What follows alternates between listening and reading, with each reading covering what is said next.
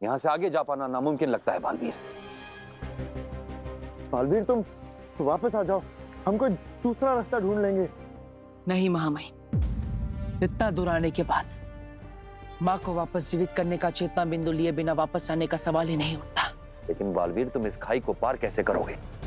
एक रास्ता है उस पहाड़ तक पहुंचने का।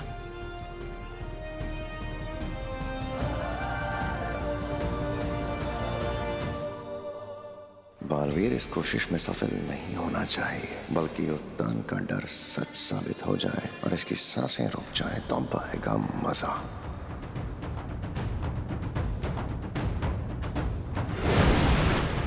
बालवीर!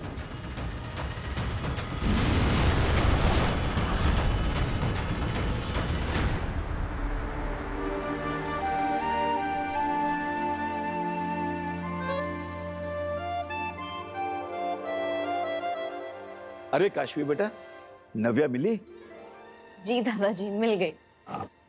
और विवाल, नव्या तुम्हारे कमरे में छुपी हुई थी ना, तुमने मुझे बताया नहीं। और तो और दादाजी, जब मैंने इसे पूछा ना तो इसने मुझसे झूठ बोला। अब तुम देखना विवाल, मैं ना तुमसे बात तक नहीं करूंगी। देखिए दादाजी, नव्या उस वक्त खेल रही थी। अब उसने मुझे बताने के लिए मना किया था। मैं बता देता तो फिर वो बुरा मान जाती, फिर मुझसे बात नहीं करती। अब देखिए, इन दोनों की वजह से ना मैं बीच में फंस गया हूँ। अरे बाबा relax, I am kidding, chill. क्या? किडिंग मतलब दादाजी, मैं मजाक कर रही थी। बेटा, ये तुम लोगों की आजकल की भाषा ना मेरे पल्ले नहीं पड़ती। काशवी, नव्या दिखाई नहीं दे रही है कहाँ? अरे वो मुझसे नाराज हो गई तो पता नहीं फिर कहाँ चली गई।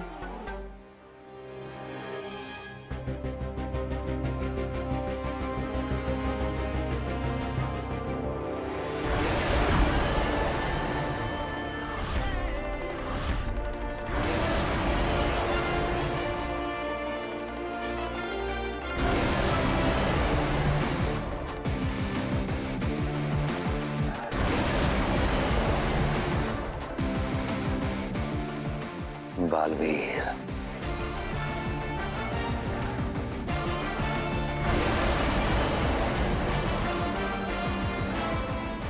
बालवीर संभाल के।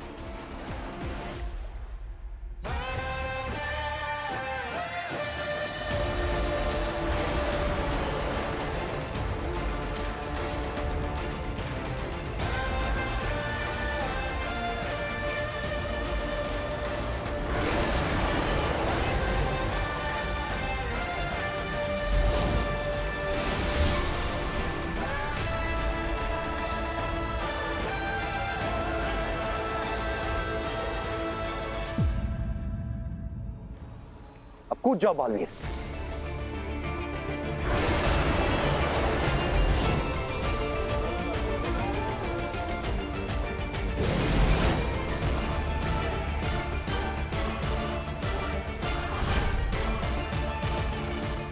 धन्यवाद दोस्त। यहाँ तक तो पहुंच गए, लेकिन आगे तो और भी बड़े खतरे आने वाले हैं। कालदर्शी शक्तियों का इलाका तो अब शुरू होगा।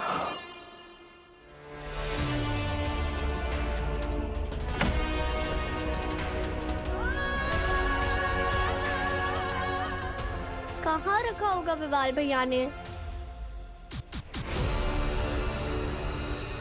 मिल गया।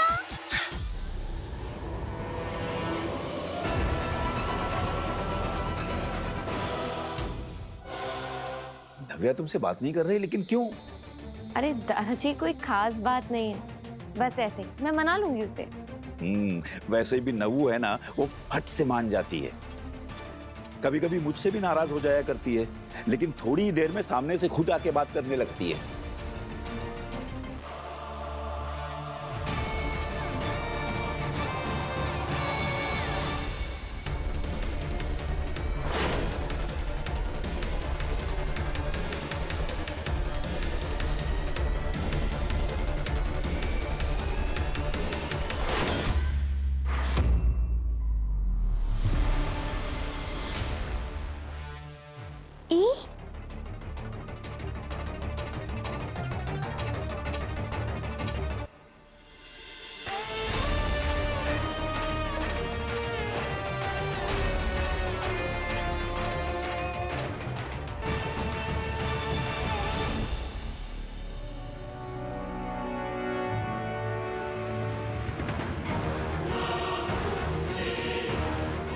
अब इन नाखूनों की मदद से मैं इस डॉल और इस बुड्ढे का कनेक्शन कर दूंगा, फिर ये भी मेरे वश में।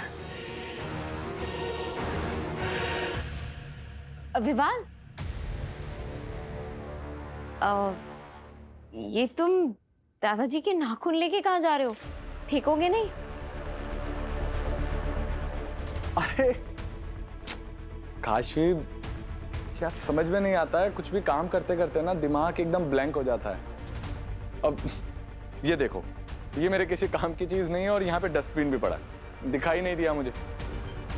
थैंक्स। ठीक है दादाजी। यस बेटा।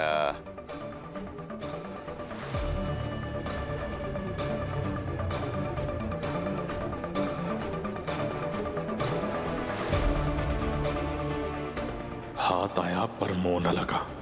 काशवी, ये सब तुम्हें पाने की कोशिश है, तुम ही अड़चने पैदा कर रही हो।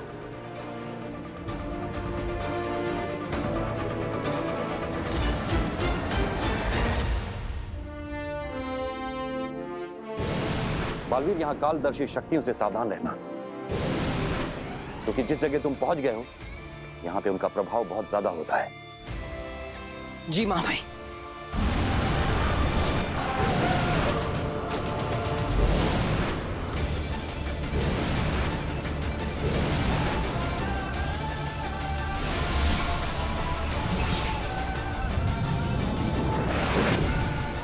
महामहिम, अभी एक नकारात्मक ऊर्जा ने मुझ पर हमला किया।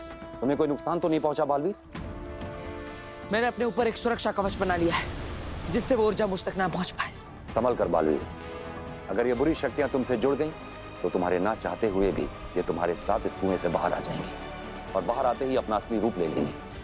हाँ महामहिम, मैं पूरी कोशिश करूंगा कि कोई कालदर्शी शक्ति मुझसे ना जुड़ पाए, लेकिन अगर वो जुड़ गई तो मैं खुद ही बाहर नहीं आऊंगा।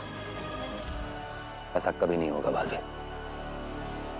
अब तुम जल्द से जल्द चेतना बिंदु को ढूंढो, क्योंकि यहाँ पे तुम्हारा कवच टिक नहीं पाएगा और तुम्हारी ऊर्जा को भी खत्म करता रहेगा।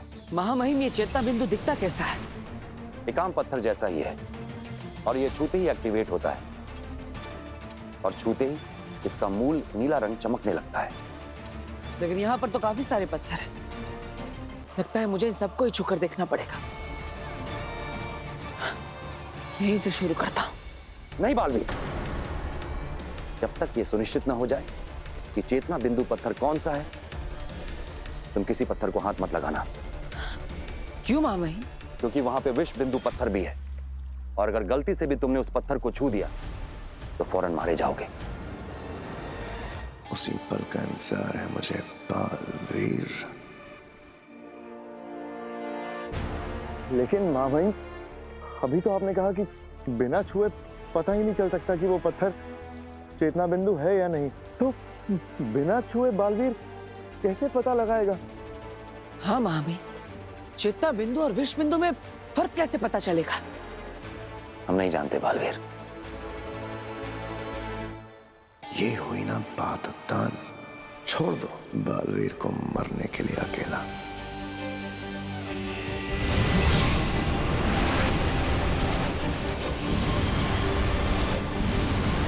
महामहिम, बहुत सारी कालदर्शी शक्तियों ने मुझे घेर लिया है और मेरा कवच कमजोर पड़ रहा है। मुझे जल्द से जल्द चेतना बिंदु को ढूंढना होगा।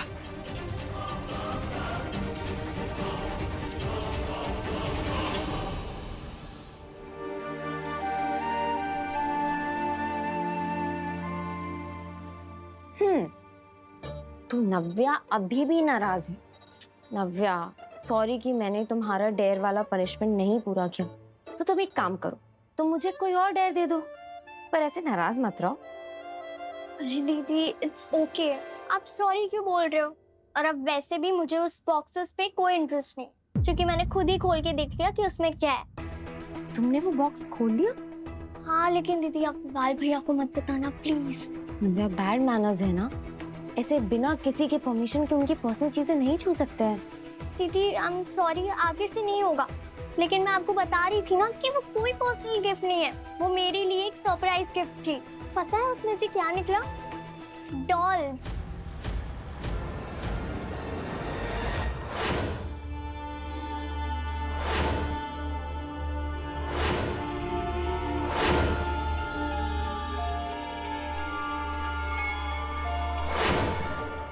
डॉल्स?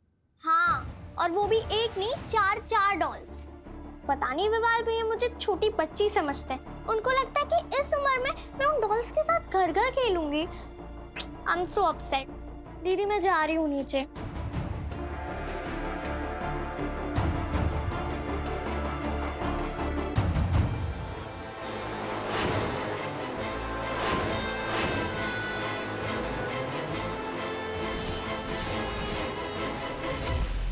विवाल ने ऐसे अपने कमरे में किसी बॉक्स में डॉल्स क्यों रखी हुई?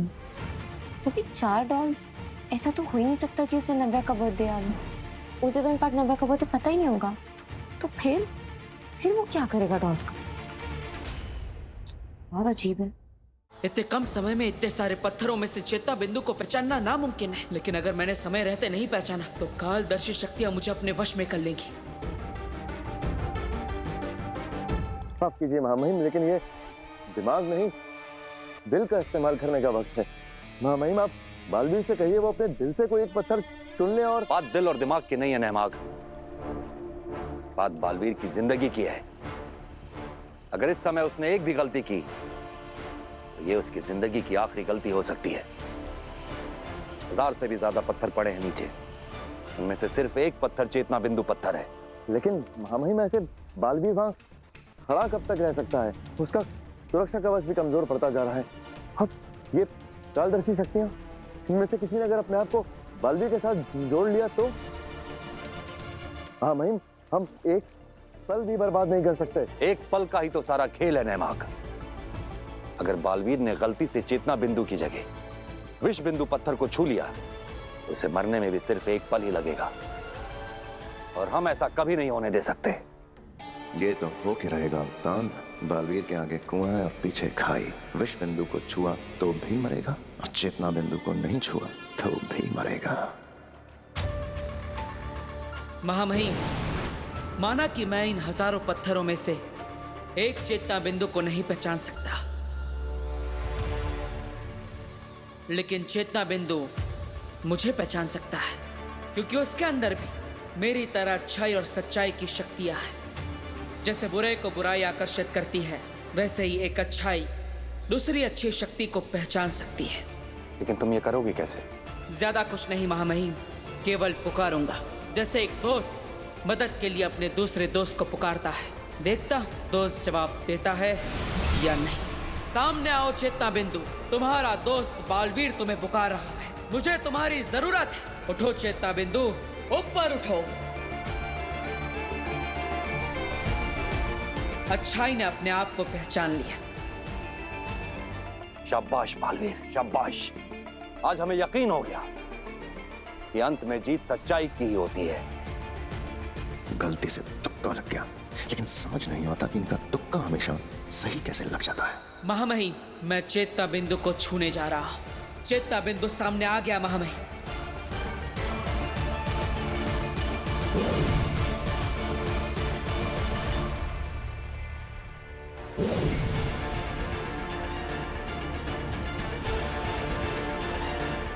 महामहिम, ये क्या हो रहा है? जैसे मैंने चेतना बिंदु को छुआ, नीचे जमीन पर पड़े सारे विष बिंदु भी एक्टिवेट हो गए। बालवीर, हमें लगता है कि चेतना बिंदु के एक्टिवेट होते ही विष बिंदु भी एक्टिवेट हो जाते हैं, इसीलिए इसे मंथन कुआं कहा जाता है। महामहिम, विष बिंदु कालदर्शी शक्तियों को अपनी ऊर्जा दे रही है, जिससे वो और मजबूत होकर मेरे कवच को तोड़ रही है। अब आया ऊंट पहाड़ के नीचे। बालवीर, आज तुम्हें मरने से कोई नहीं बचा सकता, कोई नहीं। पापा जी, क्या हुआ? आप इतना जोर से क्यों चिल्लाए? लगता है गर्दन में मोच आ गई। क्या दादाजी, क्या हो गया? मुझे ऐसा लगा जैसे किसी ने मेरा सर पकड़ के गर्दन मरोड़ दी हो मेरी। आराम से पापा जी, कभी कभी ना अगर हम ऐसे झटके से गर्दन घुमाते तो मोच आ जाती है। कोई बात नहीं, वो पेन रिलीफ स्प्रे होता है ना, मैं वो लगा के थोड़ी गर्दन पे मसाज करती हूँ तो शायद आपको थोड़ा आराम मिलेगा। बेटा सुन, किचन के पास वो कबर्ड है ना, वहाँ रखा है, ले आ तो जरा जल्दी लेके आ। आप थोड़ा सा ऐसे गर्दन घुमाने की कोशिश कीजिए।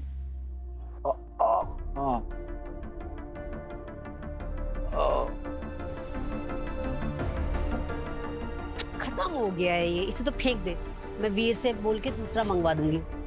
दादाजी आपको रेस्ट करना चाहिए। काशवी ठीक कह रही है पापा जी। काम करते हैं, मैं ना आपको आपके कमरे में छोड़ती हूँ और आपको गर्म पानी की बोतल देती हूँ। थोड़ा उसको रखेंगे ना गर्दन पे तो आराम मिलेगा। आइए आइए, आप आराम से उठिए, आराम से आराम से आराम से आराम से आराम से आराम से आराम से आइए आइए।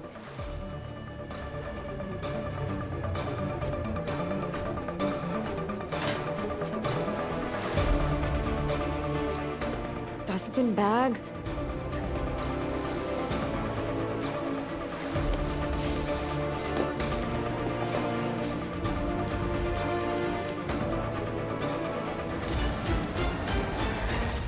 वो पेपर कहाँ गया जो विवाल ने मेरे कहने पे फेंका था, जिसमें दादाजी के नेल्स थे? किसी ने डस्टबिन खाली भी नहीं किया है, बाकी सारा सामान तो इसी में है। तो फिर वो पेपर कहाँ है?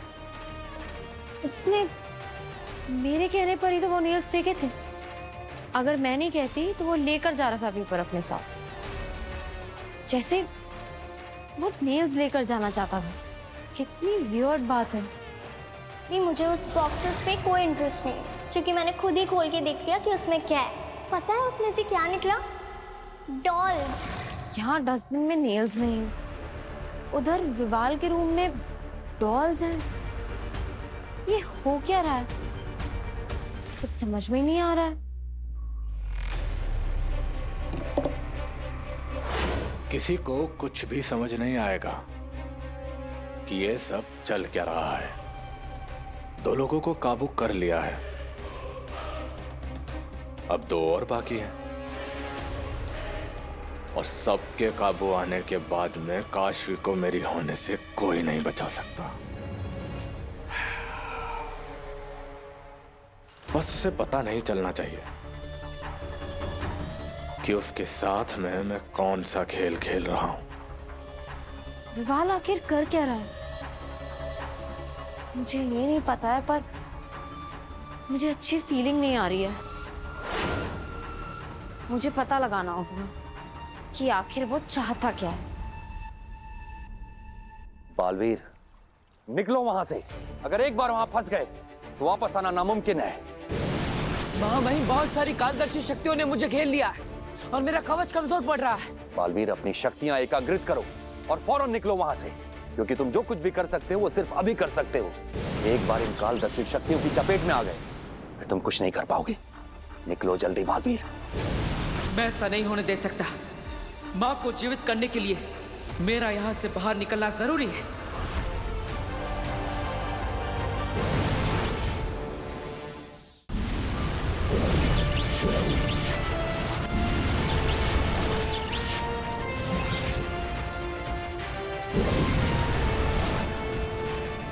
बालवीर, जल्दी करो बालवीर।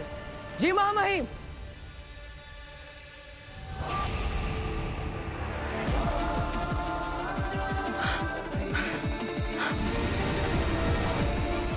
महामहिम।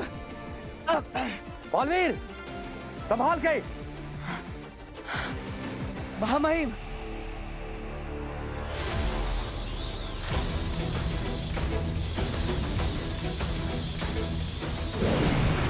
बालवीर, ठीक हो तुम? आखिर कब तक बालवीर ही जीतता रहेगा? अरे कभी तो हारो बालवीर। मैं ठीक हूँ, लेकिन पहले आप इस कुएं का दरवाजा थोड़ा सा बंद करवाइए। नेमाग, बंद करो इस कुएं के दरवाजे को। हमें बालवीर को प्रमुख चिकित्सा अधिकारी के पास लेकर जाना है। जी मामा।